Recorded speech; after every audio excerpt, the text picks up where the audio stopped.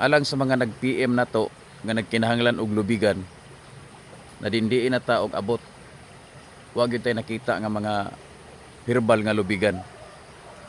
Sa mga wala na sayon, unsa ni siyang herbal nga lubigan?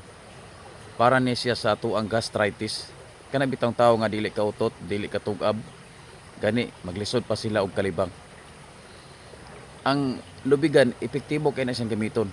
Katong wa pa makaila sa lubigan, pwede ra na ninyo na ipangutanas inyong mga apuhan diha. Suwito na sila ni ana gumikan mo nay karaan nga herbal.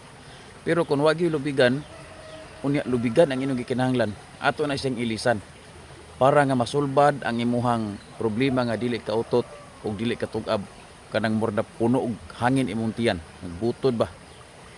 Kani oh, ilado kay ni. Imposible wa gyud mo kaila ni.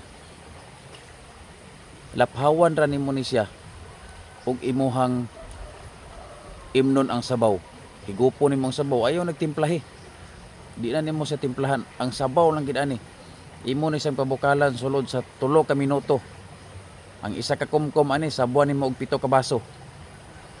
Imo ha siyang imnon, mao imong ihinubig. Kada uhawon ka, mao imong ihinubig. Di ba mag-utot-utot jud ka.